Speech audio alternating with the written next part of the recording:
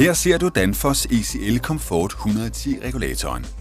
Vi vil nu vise, hvordan du installerer og sætter regulatoren i drift.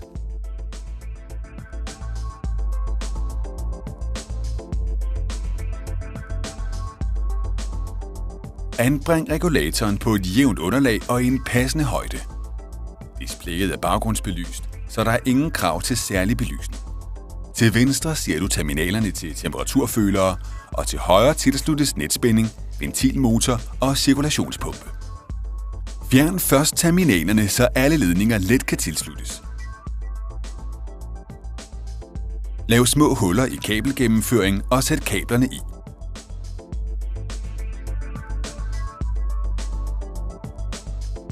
Alle ledninger er nu monteret og kan tilsluttes regulatoren.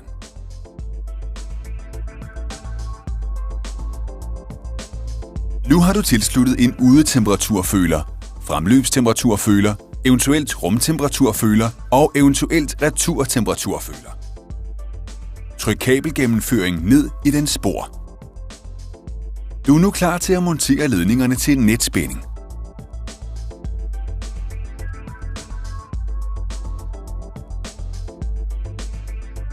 Tilslut cirkulationspumpen på terminalerne 27 og 28.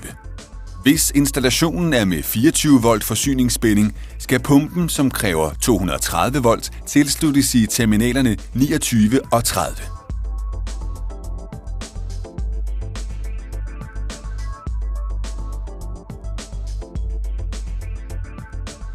Monter nu trækaflastningsskinnen, hvorpå du skal fastgøre jordledningerne.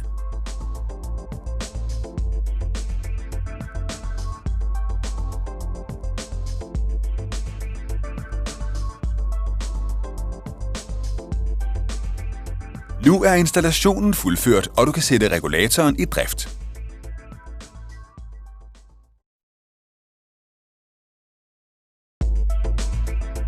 Hvis der ikke er lys i displayet, kan du tænde det ved at trykke på en tilfældig knap. Dette ændrer ikke indstillingerne. Tryk på plus eller minus for at vælge dansk. Hvis du vælger forkert sprog, kan du rette det senere. Tryk på retur for at acceptere. Indstil nu dato og klokkeslæt. Ciffer for dag blinker. Tryk på plus eller minus for at ændre værdien. Tryk på pil ned for at gå til ciffer for måneden. Tryk på plus eller minus for at ændre værdien.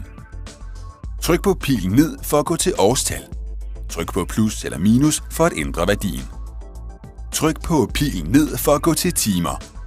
Tryk på plus eller minus for at ændre værdien. Hvis den allerede er rigtig, går du videre ved at trykke på pil ned. Tryk på pil ned for at gå til minutter. Tryk på plus eller minus for at ændre værdien. Tryk på retur. Du har nu indstillet sprog, dato og klokkeslæt. Hvis du vælger forkert dato og klokkeslæt, kan du ændre det senere.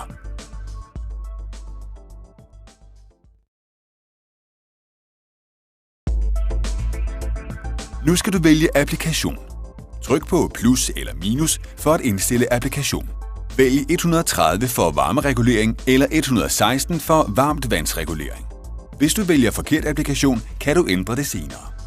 Tryk på pil ned og hold knappen nede, indtil displayet slukkes og tændes igen. Du er nu i tilstanden manuel. Tryk én gang på pil ned og hold retur inde i 3 sekunder. Kontroller, at ventilmotorens retning er korrekt ved at trykke på plus. Hvis ventilmotorens retning er forkert, skal du afbryde netspændingen ved hovedafbryderen. Fjern frontdækslet og ombyt ledningerne på terminal 24 og 25. Monter dækslet igen og tilslut netspændingen. Tryk én gang på pil ned og hold retur inde, til du kommer tilbage til tilstanden manuel. Kontroller, at ventilmotorens retning er korrekt ved at trykke på plus eller minus. Tryk på pil ned. Nu blinker pumpesymbolet. Kontroller, at pumpen starter og stopper ved at trykke på plus og minus. Tryk derefter på retur. Tryk på plus eller minus for at forlade tilstanden manuel. Du kommer da tilbage til tilstanden auto. Tryk én gang på pil op. Du kommer da til tilstanden temperatur. Indstil den ønskede rumtemperatur, også selvom der ikke er tilsluttet en rumtemperaturføler. Dette er vigtigt for regulering af rumtemperaturen. Kontroller de tilsluttede temperaturfølere. Hold retur inde, indtil temperaturoversigten vises. Kontroller den aktuelle temperatur på alle følerne. Benyt pil op og pil ned tasterne.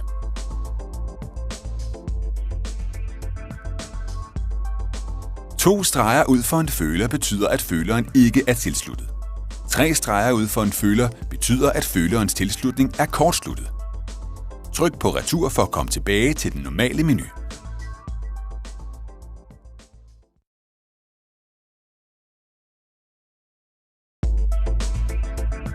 For at få størst mulig gavn af ACL 110 skal du indstille nogle grundlæggende funktioner. Den første er varmekurven, der sørger for et passende forhold mellem fremløbstemperaturen og udetemperaturen. Hold pil ned inde, til du kommer til menu 1000, dato og klokkeslæt.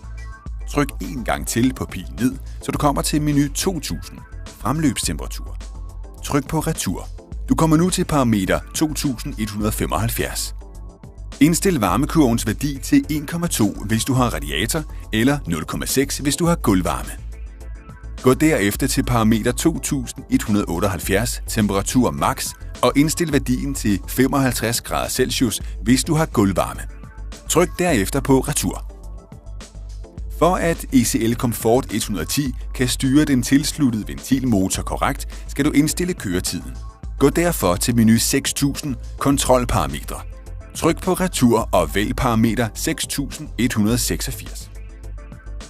Har du en sædeventil med en slaglængde på 4 mm og en ventilmotor, eksempelvis AMV 150 med køretiden 24 mm per sekund, skal du gange disse værdier med hinanden og indtaste resultatet.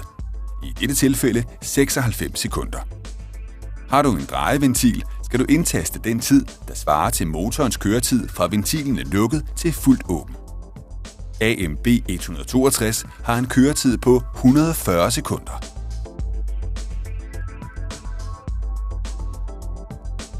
Oplysninger om f.eks. returtemperaturbegrænsning, rumtemperaturbegrænsning, tilslutning af rumpanel osv. findes i den medfølgende vejledning. Held og lykke med din nye Danfoss regulator.